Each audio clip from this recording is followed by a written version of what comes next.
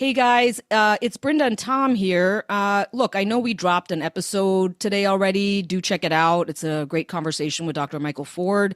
But because the killing of Charlie Kirk happened after we recorded that episode, we felt we wanted to address it and we wanted to discuss it on a special episode today.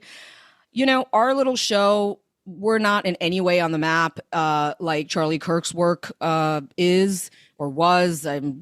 I'll say is. But it occurred to me that we are engaged in a similar experiment where we are asking, can bringing people together who are diametrically opposed in politics, belief in institutions, maybe even their values and what they hold dear, is that a valuable, maybe even a subversive act in and of itself towards deeper understanding, maybe even an antidote to radicalization and further mistrust?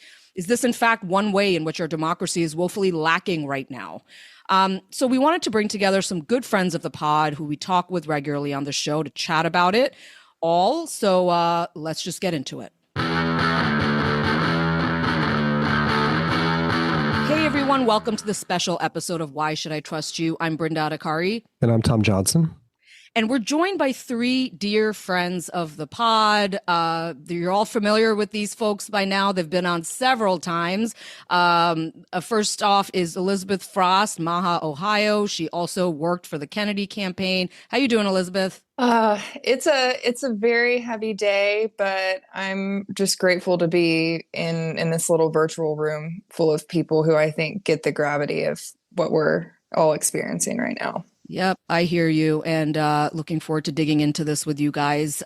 We've got Dr. Craig Spencer, who is an ER doctor. He is a professor at the Brown School of Public Health. He's a writer, and he also works for Doctors Without Borders. Hey, Craig. Hey. Similar to Elizabeth, I'm happy to be here, but also similarly unsettled. So I'm glad to have the space to have a conversation with y'all. Hear, hear. And finally, we've got our buddy Aaron Everitt, who's a video journalist, a substacker for his own stack besides The Revolution. He's also a frequent contributor to Jessica Reed Krause's House and Habit, and he is himself a Kennedy and a MAHA supporter. How you doing, Aaron? Pretty much like everybody else. A tough couple of hours, or 24 hours, I would say. Yeah. So look, let's just get right into it. I mean, first off, just kind of initial thoughts. Elizabeth, we've been texting a lot. And when you first heard the news, kind of what went through your mind? It was, I think the first probably hour was just, oh my gosh, is this young man going to be okay? Because I think there's this weight and magnitude of adding, the loss of such a young life in with the brutality of the shots being fired in general. And so, I think I wasn't really able to process until, the news broke that unfortunately he was assassinated. And to me, when I think of Charlie Kirk, I've never really thought of his politics or his ideas, but rather what he's proven is possible in terms of political organizing, and that he has just been such a force and such a trailblazer, regardless of where your politics might lie. You could always borrow from the groundwork that Charlie Kirk had laid with Turning Point. And how we organize in this modern political space. And so to me, and as I was texting with so many of my friends last night, including friends in public health, and we were just talking about how much heartbreak, this nation has had in the past couple of weeks between the CDC shooting and now this. And I think everyone is just feeling so incredibly wounded right now. And it really feels like there's an attack on activism in this country, and a threat. There feels as if there's this threat in the air that speaking up has a higher cost than maybe we ever understood it to. Yeah. And, I want to also ask you and Aaron, particularly because you had been texting me a little bit about Charlie Kirk's massive impact on the MAHA movement, which I don't think people really are aware of. Craig, I think in so many ways, the response to this, and I don't know if I like this or not, but it's like the response to who grieves and who grieves publicly and what they say is like this weird test that we're like giving ourselves as a society, particularly for people who, before this attack happened, may have found a lot of what Charlie used to say and engage in, like not just disagree with, but like really found it reprehensible in some ways. I'll just say it. But yet when you have something like this happen, I think it was this, like, people, like you said, felt really rattled. Does that describe you? Like, talk about what that, if you see yourself in what I'm saying. Yeah, I was sitting with a student whose family is in Democratic politics, and it's a new student on campus here. And the student was saying, hey, look, like I'm having such a great time in my first week. I really love this. But like, I want to make sure that I'm getting exposed to a bunch of different viewpoints. And I've like already noticed that a lot of my colleagues and peers think like me. They think the same thing about reproductive justice and a whole host of things. Like, how do I try to find different conversations and people I disagree with? And do you find benefit and value in that? And so I went on this long diatribe about this podcast and, how I talk to a bunch of people all the time that I don't agree with. But sometimes I do agree with them. And then, in the opening, you mentioned, we often think about two camps, whether it's MAHA and public health, whether it's MAGA and whatever, as diametrically opposed. But when we take ourselves off the social media bubbles and we talk to each other here on a podcast screen, it turns out that we're not necessarily diametrically opposed. There's a lot of overlap. And I hope that there's an incredible amount of overlap, regardless of whether you thought Charlie Kirk was, a prophet, or whether you thought he was reprehensible, that what happened yesterday is not okay. That should never be the answer. That all this does is further incite more violence like this. It drives us further apart. And the response in the immediate aftermath just made me so sick, because I had just spent time talking to a student about the value of these conversations, why we must find common ground now more than ever. And in the middle of this conversation, I pick up my phone to get a text from my dad who says, Charlie Kirk's been shot and is presumed dead. And we can talk about this later. My dad and I and family and a lot of other folks have very different politics to me. We can talk very open and very honestly about that.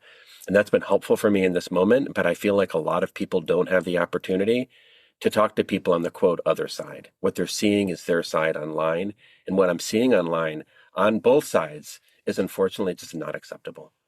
Yeah, the response to the shooting, like I've had to actually take myself off of social media today because it's been pretty painful. On one hand, it's been interesting that there's actually been quite I'm like the people I follow, and it's funny, I think my algorithm thinks I'm both like this like super lefty, but also like a young white like 26-year-old man who's online a lot and who may be coded right. So I get like a really interesting like slew of accounts. I get it all. So I feel like I have a nice snapshot, Aaron, but it is hard to sometimes see the response. What's going through your mind?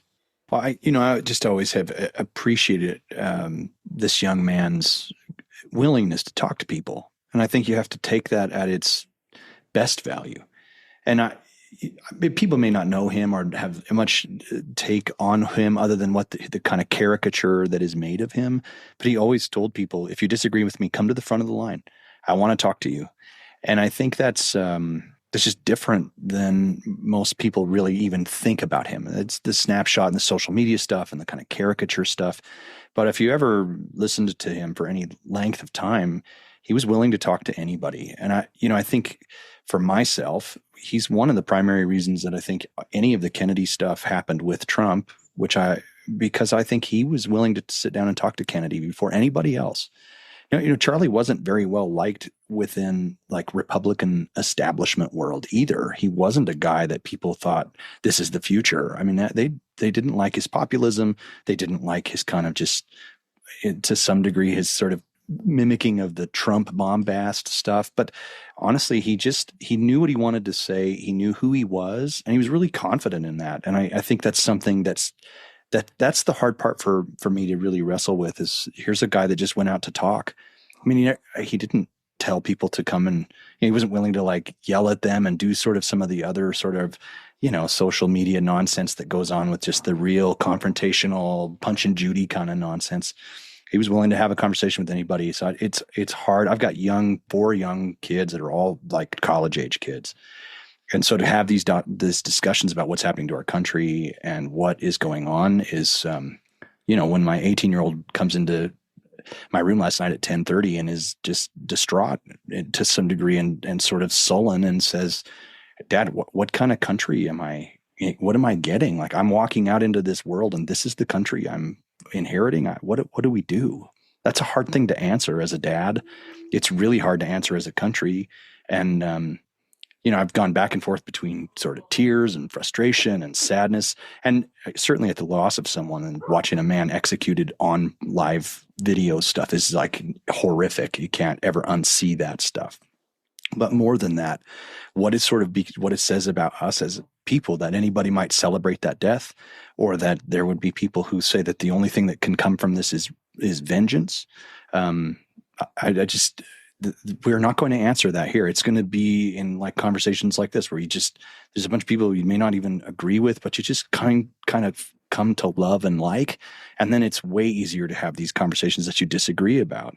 There's a reason, that parliaments and congresses, and they're set up to be in the same room and they're supposed to talk with each other, because it's way easier to do that face to face than it is just through memos or typing or some kind of X post or something like that. You're supposed to talk to each other. It's like what we're designed to be. It's who we are. It's inherent to us, is to talk with one another and have these conversations and have hard conversations. When people don't talk is when things go really wrong. I mean, whether that's in a marriage or whether that's in friendships or whether that's in politics. Aaron, can I just ask Aaron a question? Yeah. If you don't mind sharing, what did you tell your 18-year-old son at 10:30 last night when he said, how do we move forward? What is this? I'm just curious, the conversations that you're having, because I imagine it's similar to the conversations I'm having with people in my family. And again, just to point out that, there isn't a divide here. I think that we all need to recognize and clearly note how unacceptable it is that this can't be the response. But I'm just curious, my kids are much younger. I have a 4-year-old and a 6-year-old.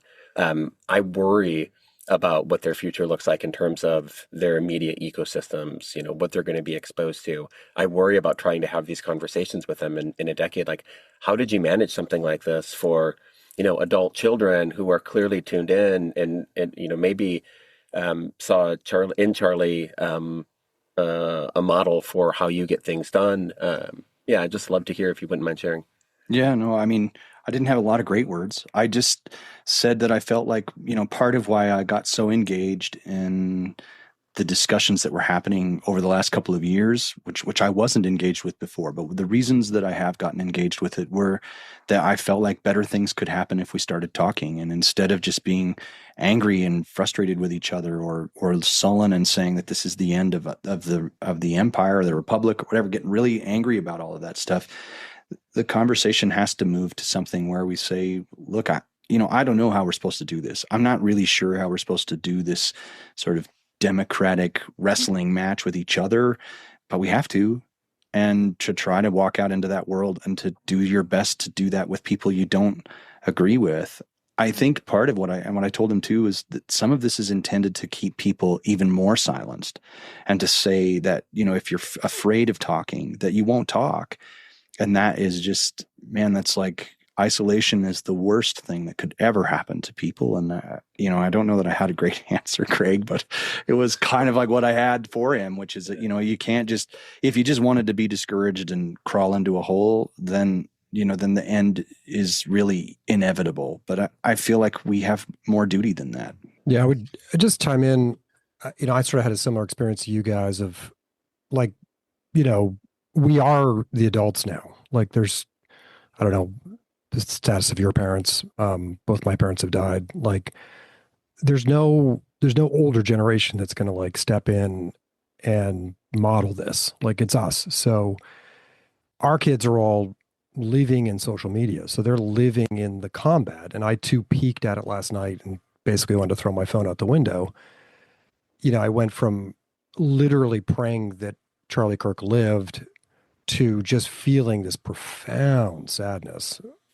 Someone that I marginally tracked in my mind, probably my feeds, but just profound sadness that this happened.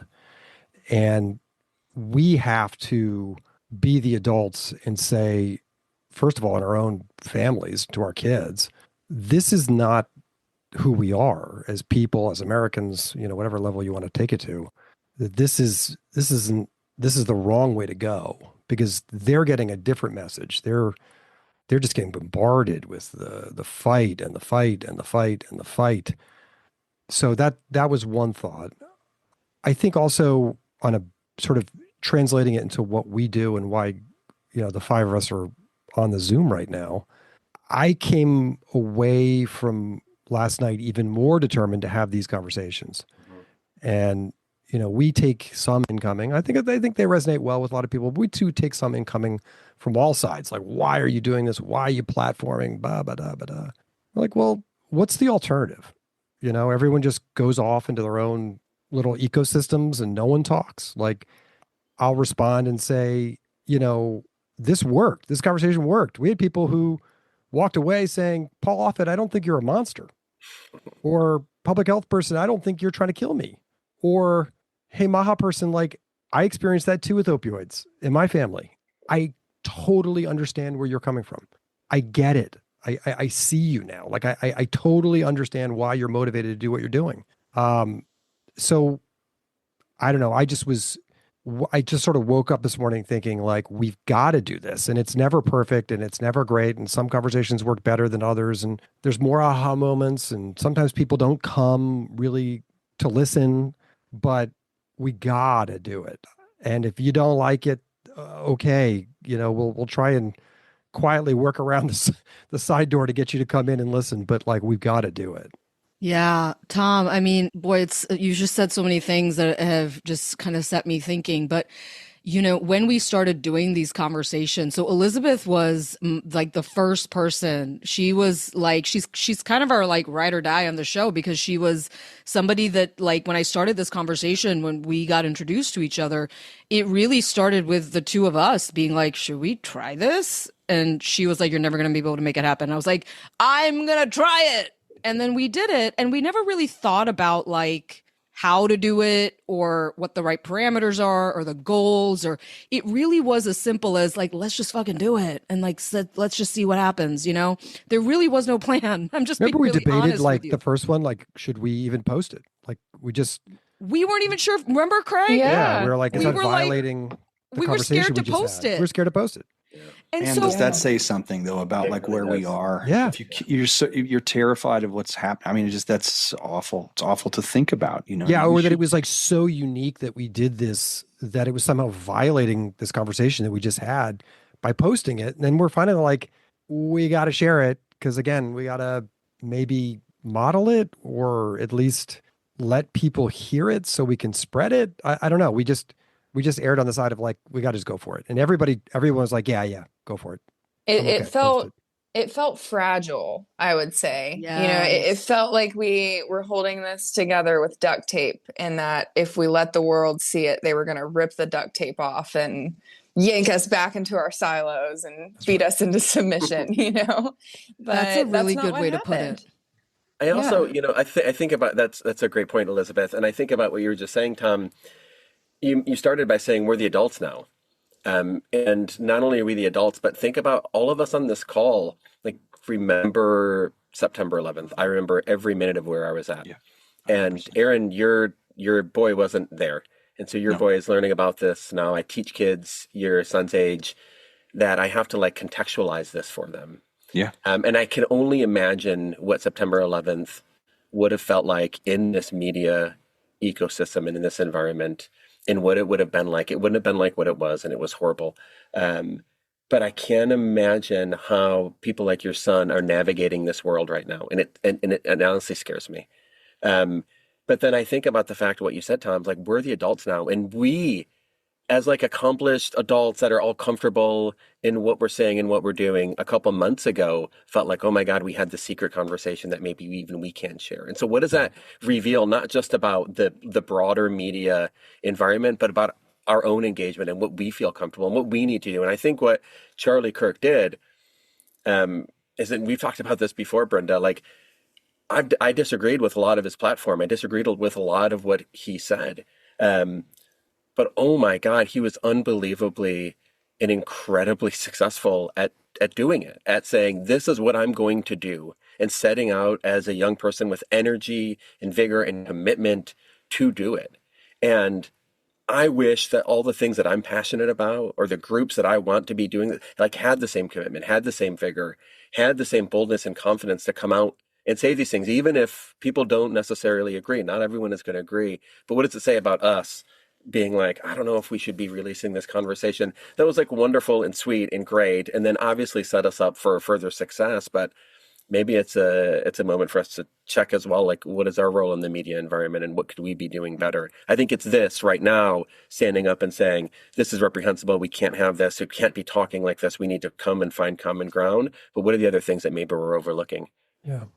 Yeah. And, Craig, that is reminding me of a point that Aaron just made, specifically about how Charlie Kirk really wasn't that popular with sort of rank and file Republicans when he started, and maybe even through his entire trajectory. And I think, to me, that is a really important point, that we are in a moment where if what you're communicating is that the system and the current status quo is not representative of who you are or who your particular group, in his case, young people on campus, if that's not reflective, he basically kind of created a third party. And why Trump, continually retweeted him and gave him a platform and invited him into his, close quarters with him, is because that's Trump. Trump is effectively, it's hard for me to even call Trump a Republican. I don't know what he is. Trump is Trump, right?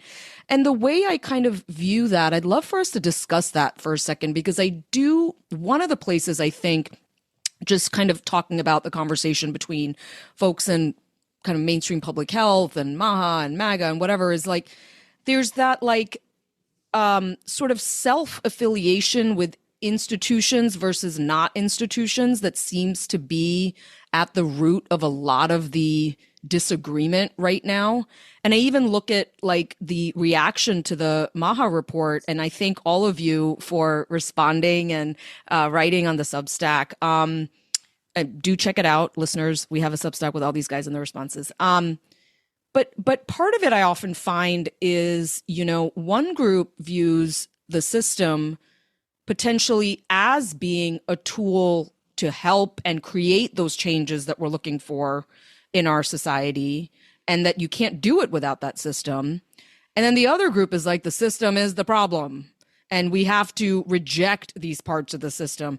And sometimes I hope you see that we're trying to bring that general theme out in a lot of our conversations. But I wonder, Aaron, does that feel right, the way I'm describing that kind of, that sort of central tension? Does that resonate with you? Yeah, very much so. I mean, I think that's the heart of this whole thing, is that, systems ultimately require people to sort of live within an orthodoxy within the system, right? And you have to have the right words, you have to say the right things, you have to do the right things, because that's how the system functions.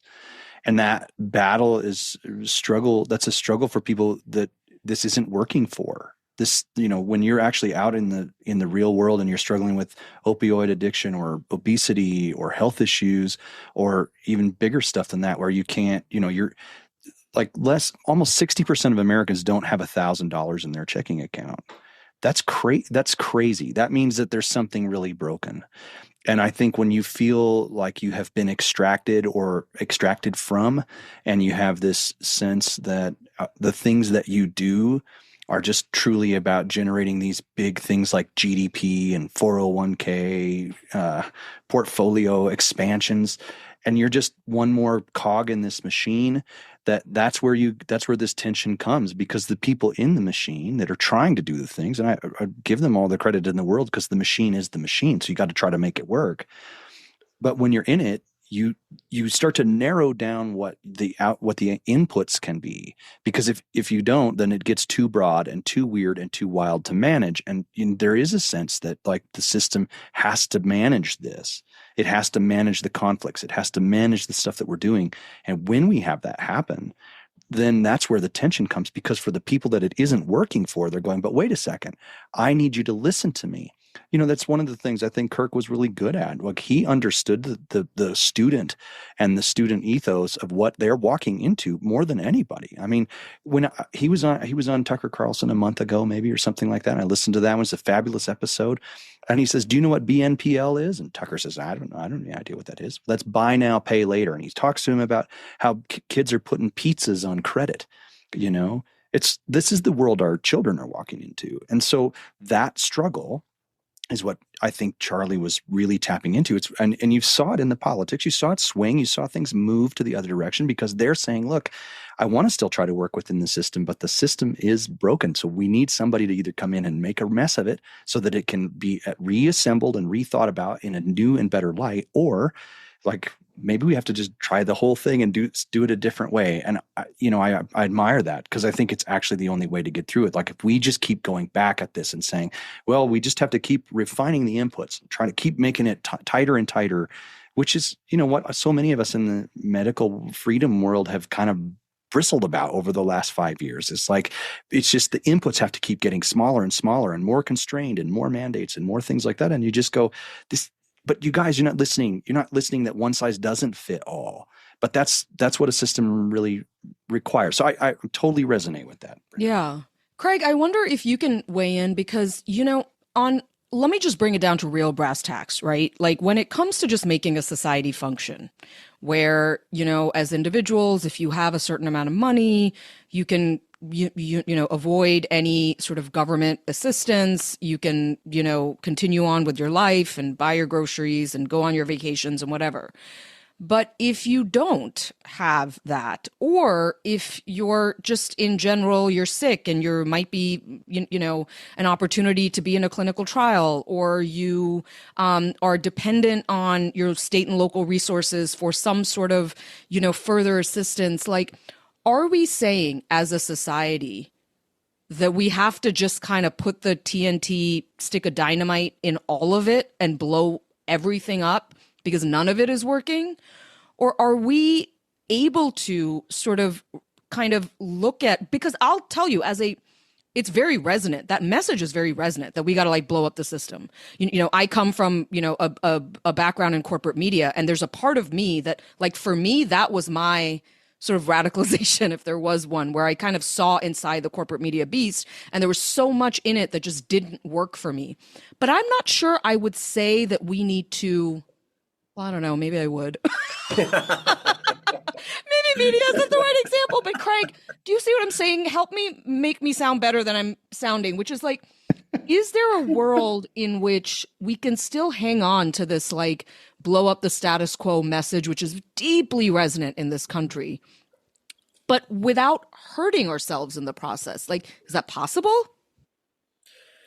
Yeah, everything that I've heard so far, about Charlie's impact, and about, him being young and being able to resonate with a different group of people that were his community, or he could talk to, I think is important, because if you look at politics over the last 8 years, 10 years, basically, the whole kind of conscious life of, tween teen for your kids, Aaron, like, I can't imagine what this political environment has looked like for them. Politics has been broken.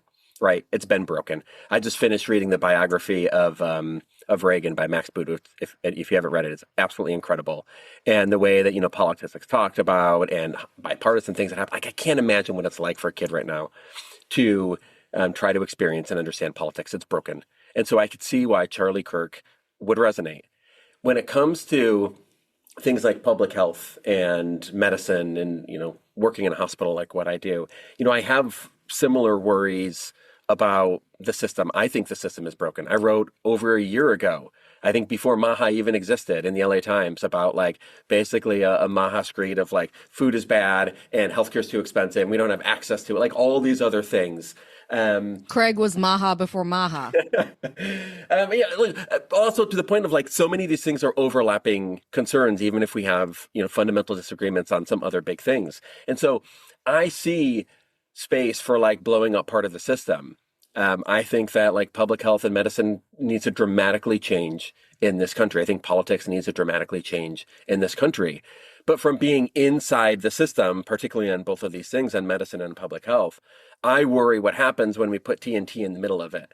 I worry that all of the folks that, are doing the work on FDA trials for new cancer therapies for kids, like one was just announced yesterday, like that doesn't happen or it gets delayed. I worry about people not getting their SNAP benefits. And I think it's like a great idea to have MAHA boxes with like healthy food more accessible to people. But like 40 million folks are going to lose access to some of their SNAP benefits in the next couple of years. And so I understand that from the outside, it makes so much sense for us just to blow it up, take the pieces and put them all back together. I think that there does need to be work on politics, on public health. But I worry that once we do that at the core of those institutions, we're going to spend a long time trying to pick up those pieces and finding out that maybe eventually they don't fit back together. We need completely new pieces and we don't have the people or the resources to do that. That's my worry.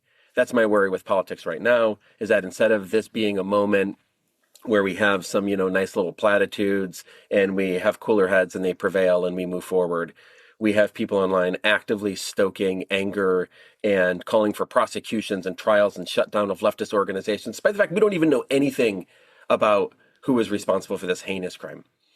And I don't want to make the same comparison with the discussions around public health and around medicine. But I would like for us to say, hey, where is the common ground? What are the things that we can work on together? This is what we do here. This is what you've been doing for months. And move forward on that, recognizing that there are big parts of the system that we can change. But if we try to fundamentally undermine the middle of it, I'm concerned the whole structure is going to fall and we're all going to be hurt. One thing I've learned from these conversations is that public health people that came to public health through emergency room medicine are badasses. Like they're kind of radical, like they're kind of revolutionary because they've been there in the middle of the night, on a 14-hour shift when all of the failure of medicine in America comes like rumbling through the door on a gurney. Like they see it, they lived it, and they're patching it. And then they come out like Craig and they say, all right, we got to do better. We've got to change this. I'm going to be this change agent. And there's a lot in that I see then talking to folks from MAHA. I'm like, you guys are both like kind of radical. And I wish that public health would say, guys, like I'm with you, but like learn from the mistakes we've made, learn from the hurdles we've had to go around. Like we have a lot of institutional knowledge that could like turbocharge the parts of MAHA that we think like really could make a difference. Like we're aligned with you on these things. Like don't flush us out and, have to come into the building and turn the lights on and figure out like where the bathroom is. Like we've been doing this. We are with you in spirit. But we've had to navigate a lot of stuff that we could share with you and we could all do this together. A little utopian, I get it, but like there's something there, and just to say we're public health, no, MAHA bad, you guys don't realize this will never happen. How are you going to fund it? Stop, this is bad. That doesn't get us there. It's a different message that I wish was being shared, which is like, I'm with you. Look what I learned, I've got notes, like we can fix this, anyway. Yeah, Tom, it's such a terrific point because I feel like, and Elizabeth, I want to bring you into this, which is, I find that there's these, we've created these very sort of deliberate boundaries so that we don't interact with each other, right? So for the public health side, they really have a problem with MAHA's stance, particularly on vaccines. It's like a no-fly zone for them. And I think because they mistrust Kennedy so much, it is also another boundary that they're like, well, as long as Kennedy's your guy, I don't know that I can really be with you. On the MAHA side, what I'm observing, and Aaron and Elizabeth, I want you to chime in, but I think they view this system as a deeply captured system that has been sort of perpetuated by corporate influence, just way too cozy with industry, not questioning enough about, corporate financing of studies and things like that. And I look at the fact that they have continuously brought up that we have still really poor health metrics in our society. And how can we continue a system that continues to have such poor health metrics? But the Kennedy of it all, I think, is a major chasm between these two groups. Sometimes I wish there were I know y'all love him a lot, but I sometimes wish we could like there were no leaders and it was just us, that talking through it, because I feel like we have these really sort of like these landmines, and I don't know what to do about those. I really don't. You know what I'm saying? Elizabeth. Yeah. So I definitely resonate a lot with what you're saying, that sometimes this idea of having a leader or a kingpin of a movement if sometimes with people have like a personal issue or they take issue with one very specific stance of a leader in a movement, then it almost discredits the entire argument of the movement to people who maybe haven't, heard it from the inside. And so I very much resonate with that. I mean, on a personal level, I've got a lot of love for Bobby Kennedy. And I've really seen, his ethos and his conscience and his morals in action, and watched him have his hand put to the fire and kind of watch how those decisions were made. So, I'm confident in his heart, but, when we're in a time and we're having a conversation about a leader of next door neighbor political movement being assassinated, I think as I'm listening to all of this, my mind just goes like, we have to, as people, give others the benefit of the doubt that they're not evil and they're not doing these things that we disagree with because of some malicious intent. And I'm speaking to MAHA too. I'm very much speaking to my own tribe when I say that, is that if we are to ever get through this gridlock of conversation, this, as Craig said it, I very much agree. It's a manufactured divide. It's in our heads. We all probably agree, most people probably agree on most things. And, we find that when we're in conversations with people and we take our titles off and we take our hats off, and we find that most people agree on most things. The how and how we get there is a big part of the question. But most people want our kids to be healthy. They want people to have opportunity. They want people to have choices. And so, to that end, I don't think that our country is nearly as divided as we think. But if we start demonizing leaders of movements versus listening to what the grievances of the people supporting that person are, then I think that's how we end up in having conversations like we're having today. And in terms of this idea of blowing up systems, I think that's another thing. Most people agree that we probably need to, mix this up a little bit to, try again and figure out if there's another combination. There's another secret sauce that works better to accomplish, what we want, a safe, healthy country full of opportunities. But then it comes down to the what and how. What are you blowing up and how are you doing it? And the analogy that comes in my mind is, are we blowing things up like a target in a war zone where we get to speed off in the middle of the night and leave someone else to pick up the pieces? Or are we blowing this up like a controlled demolition in the middle of a populated city where we actually have to worry about where the pieces fall and who might get hit along the way? And so I don't think the question is, do we blow things up? It's how do we do it, and how do we do it responsibly? Ooh, I put a heart emoji that I don't think our listeners can see, but I do think that's so smart, And Aaron, I wonder if you want to weigh in on that specifically, on the point of view of the leadership part of it. Can I also just say one thing that I think is happening? I think the public health folks are going to frickin' rip me a new one for saying this, but I'm just going to say it.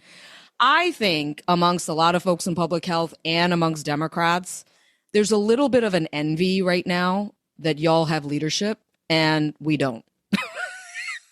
Like, you have Donald Trump and you have Bobby Kennedy. And yes, there are people out there who, you know, in my tribe who don't like them, and they think they're dangerous and whatever. But I think some of this boils down to the fact that I don't know that there's a leader in public health at the moment, that there's even a movement, that I think some of it's hard to argue that you're not the status quo when there doesn't feel like there's an insurgent type movement that you're a member of, right? And so I wonder about that sometimes, that sometimes leadership is just reflective of the fact that there's a groundswell to do something and that you have a figurehead attached to it, but that's not really the point. They're more a symptom of the fact that there's a bigger force at play, Aaron. Yeah, absolutely. Well, look, leaders have like come and gone always, and people have clamored for leaders from the beginning of time. You can go all the way back through old Hebrew scriptures and find out that, you know, even though they were instructed not to, they kept clamoring for a king. That's normal. I mean, I think that's humanity's sort of bend towards those things, and I think there's good lessons in that. And that look, leaders are going to be controversial. They're going to be people, no matter who it is, that stands up and says, "I'm going to step in here and do this." Somebody's going to say, I don't want that guy to be the guy. I don't like that guy, or I don't want that person or that woman to do this or whatever. And I think that's a challenge. I think, to your point, yeah, maybe there is something to the idea that these two guys kind of have at least moved the needle in a direction that I think most of the people that are on the other side of the aisle didn't think was ever going to happen. I think they looked at it and said, no, we're kind of in this direction, in a progressive direction, and we're moving in the way we want to go. And then you see this kind of reaction to it. But to Elizabeth's point, the reality is that for so many people, they just look at this and go, gosh, I just don't know. Like, I don't know if this is working. I just don't think this is working. And so then they are asking for something different and asking for something better. And when someone like Kennedy or Trump steps in and says, well, I can help us get there, of course, there are going to be people that are going to listen to that, and are going to be people who say, yeah, well, sign me up. I'll be in your force to get it done, kind of thing. And I think that's okay. I think that's like part of politics. I think it's part of how we have to kind of move forward in things. And, you know, to kind of talk about, to some degree, what Craig was saying about, well, look, there are institutional things, and there's things inside of here we don't really want to just lose. I think that's really an important piece. And I don't think anybody, like, not at least from my side from my perspective on things, is going, gosh, you know, burn it all down and let's go back to witch doctory or something like that. I don't think that's what's being said. But I think when you go and confront these systems as a user, you go, this is just terrible. I don't like the insurance system. I don't like how I'm processed through here. I don't like that I get 5 minutes with my doctor. I don't like any of this. And that's true in politics, tremendously true in politics. You have, you know, if you do the math, there's 500 and whatever representatives and senators in Washington. That means that we're representing such a small voice. We're not giving people the voice to be able to go out and say, like, this is my grievance and I need your help. And that's where you live in this illusionary world that people feel like, okay, well, I have this vote and I can do these things, and that's how I'm going to get my voice exercised. But it never works. Like, it goes up there and people just kind of get lost in the system.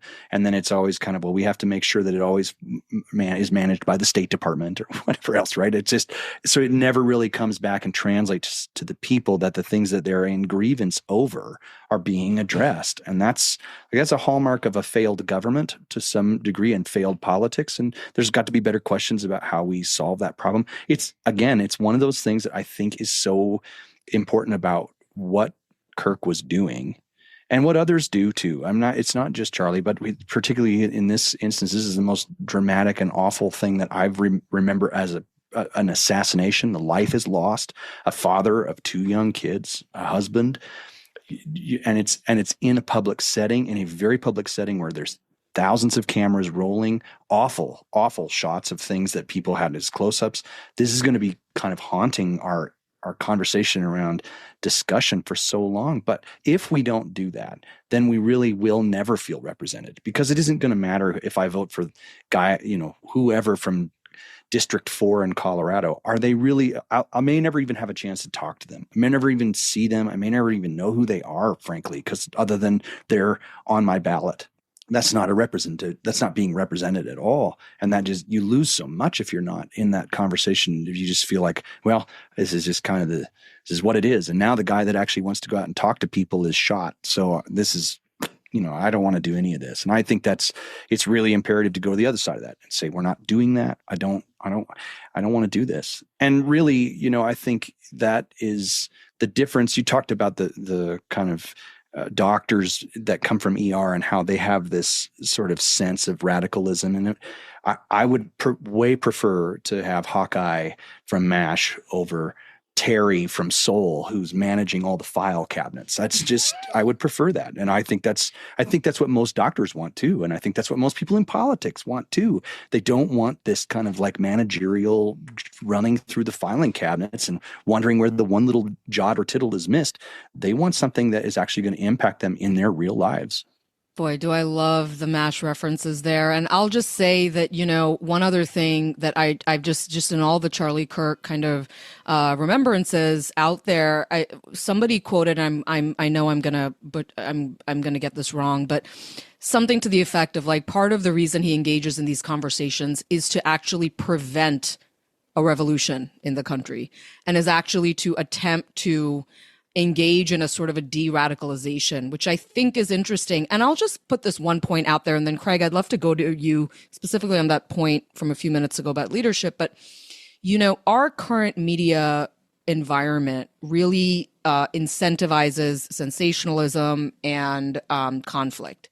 And I will say, as somebody who first would only watch clips of, say, Charlie Kirk or Alex Jones or Ben Shapiro or Megyn Kelly, some of the stuff, especially, as y'all know, I've voted Democrat. I'm kind of coded liberal in some ways, although I don't know anything about who I am anymore. I'm having an identity crisis. But anyway, all that to say that, like, I would watch that stuff and it would be upsetting. It would get like a rise out of me. And I could see myself being in the world of like, well, this feels like it's incendiary. It feels like it could incite somebody. And then what I did, particularly as Tom and I and our team was developing the show, is that I started to really watch the whole conversation, like not the clips, but like the whole whatever hour long. And boy, those were really different. Like, they weren't just like the hostile back and forths. They weren't just the like, and look, even some of those longer clips, the longer conversations could get difficult at times. But I didn't leave it feeling like it was like on a whole, like this bomb that had just been lobbed, right? And I do wonder, like the like clip, I know it sounds so like juvenile or innocent by just saying clips are harmful, but can you imagine if all I did was put out clips of what we did on this podcast? Aside from the fact that I don't really know how to, I don't do it because I'd rather just the whole conversation live on its own. And so I do feel like the clip strategy is something that's really turning us into like different versions of ourselves, like these like weird mutants that we become this like people think we're a whole version of like this one thing we said that taken out of context is like really heavy and like incendiary. Craig, I just put that out there. Yeah, I think that's really important. And I know that people are leaning into longer conversations so that we can get into this nuance and we can have people that disagree on fundamental things find common ground. I do want to know that things that are said in those clips are real.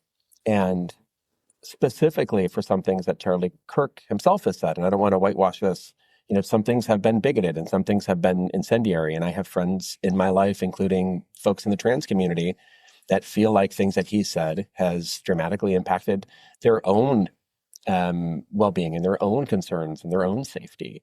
And so, yes, I agree we should listen to these things in the larger context. And when we do that, maybe there is more context that changes the meaning.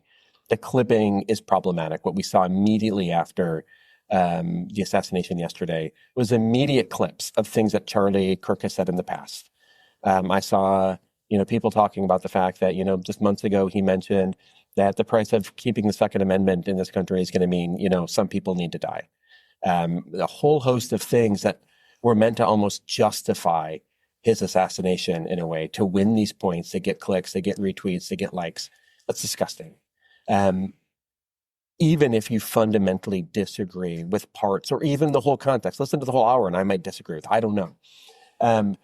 But this all goes back to your initial question of leadership and what Charlie Kirk was able to do, what Donald Trump is able to do, and what RFK Jr. are able to do. They're able to do exactly that, push an agenda to be really strong leaders that I don't particularly agree a lot with, but do I envy their ability to lead? Do I envy their ability to make change and to get people excited and activated and engaged? Yeah, I really do.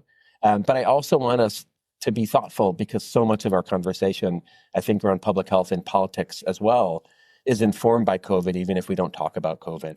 I don't want us to conflate the need for new leadership as the conflation of status quo with stasis. This idea that, public health wasn't doing anything, that we didn't care about food, that we didn't care about all these things.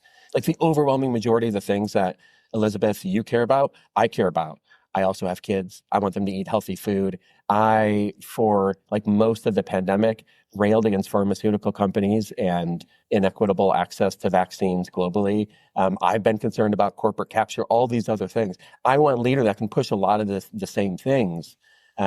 My concern, obviously, is that there are other things that I don't think are okay. I'm concerned about some of the initiatives that are being pushed that I think will limit access to vaccines in 6 to 12 months, things that I think do save lives, things that I've seen save lives, not just here in the US and internationally. And so you're right, Brinda, I do want that leadership. I wish that in public health and honestly in politics, we had bolder, stronger, more morally upstanding leaders that were capable of making these changes that we need. We don't necessarily have them in all aspects of the life that we need right now. And I think a lot of that is particularly driven by what gets clicks, what gets likes, what gets interactions. And unfortunately, it's not always conversations just like the one we're having. Yeah.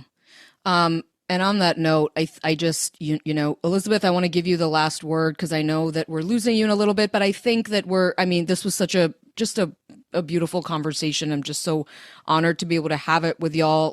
Elizabeth, any final Wait, Brinda, thoughts? can I make a penultimate? Penultimate thought from my buddy Tom Johnson. Go ahead. Very brief. Word of the day. Word of the day. We do have leaders. Both sides have leaders, right? Unfortunately, those leaders are the algorithms, right? So that's what's leading us right now. You could say Trump, you could say Kennedy, you could say Gavin Newsom, you could say Josh Shapiro. But it's the stronger leading force in our lives are the algorithms. And that speaks to your clips. That speaks to, a lot of what informs what we think these days and what inspires us or what pisses us off. And all of that is skewed towards the fight. So the more that we can get out of that river and actually talk to each other, I think it's maybe not our only hope, but it's up there, as really one of the ways that we can break out of that system, because it's just a heavy pull that's taking us to a dark place. And we have to sort of get out of that stream and get more people out of that stream. Yes, 100,000% yes. I think that is something that Tom and I, for us doing this podcast, is really an effort to say, no, we're not going to let you trap us into an echo chamber. Yeah. We know that you want to, whoever the you is out there. You figured out how I vote. You figured out what issues I like. You figured out who my friends are. And so you're only going to feed me a certain kind of content, which then is going to create me into a human that can only handle looking at that kind of content. And if I'm then given any other kind of content, I sort of don't know how to handle it. And it creates this tribalism that, quite frankly, for us, look, the easiest thing in the world, you guys, would have been us doing a show where we just interview people from public health and we ask them to tell us about how much they are worried about Kennedy and what he's going to do to the health infrastructure, like talk about, how vaccines don't cause autism, talk about like that could have been a show. We could have done that show. But we decided to do a very different kind of show. And mainly we wanted to make it structurally different, which is how can we do a show that actually reaches across our coded echo chamber into other coded echo chambers? Because you're all in echo chambers. We're all in echo chambers. But like, is there a way that we can like cross-pollinate echo chambers and figure out a way that we can bring each other's followers in to kind of a new room, right? Like a new space where it doesn't mean we're agreeing any more than we were before we got into that space, but we're sort of like, hey, who are you? I've never seen you before. Or who are you? And, oh, I'm actually hearing from you as opposed to reading the New York Post and reading or watching Alex Jones. And, oh, I'm hearing from you as opposed to looking at the Atlantic or the New York Times. Like I'm hearing and facing you. And I don't know. I just wanted to put out there that was our intention. Elizabeth, final thoughts? Yeah, I think with what you and Tom were both saying, you're scratching at something that I think is so fundamental in the experience this country's going through after Charlie's assassination, which is this technology component. And Craig, I believe you even touched on this a bit with 9/11. If technology and internet and virality had the same influence in 2001 or in 1963 or in 1968, I can't imagine what the experience would be. If I'm not mistaken, it was, several years before the Fools of Pruder film was actually shown by Geraldo Rivera. I think you're right about that. Yeah. It was quite some time. 10 years. Yeah. And so to think that, Brinda, when we were texting about this yesterday and we didn't know if he was okay or not, and you open up X and you just see a video that I'm not going to describe, and I hope no one ever has to watch that video. But to see that happening in basically real time, I mean, it felt like the most dystopian thing. And I'm a part of a generation, the millennial generation, where we kind of had the first half of our life without this, and then the second half of our life with it. And, maybe we were texting our friends in high school, but we certainly, weren't anywhere near where we are today in terms of the, instantaneous communication and dissemination of information. And so I think this is something that we're probably only going to understand how this impacted our country once we've processed it. I just think this is so very new. And I guess my parting thought would be, regardless of how you feel about Charlie Kirk's politics or his religious views or any other ideologies, I think most of us can say that we would all want our children to grow up to be as successful and impactful in what they do and what they love and what they're passionate about as Charlie was. And, I'm about the same age as Charlie. We work in the same field, grassroots organizing, political activism, and there are definitely areas that I could think of where Charlie and I are probably very much at odds ideologically. But in the sense of what he was able to accomplish and what he was able to prove is possible, he's proving that to Democrat children just the same as he was conservative children. And I've said a lot. I think one of the great paradoxes of Charlie Kirk is that whether you loved him or you hated him, he probably motivated you to go vote. He probably made you feel like it was important to go vote. And that's healthy for a democracy. And so I hope that when people look back on his legacy, what they see is less about his beliefs and more about what he's proven is possible for people of all beliefs and all ideologies.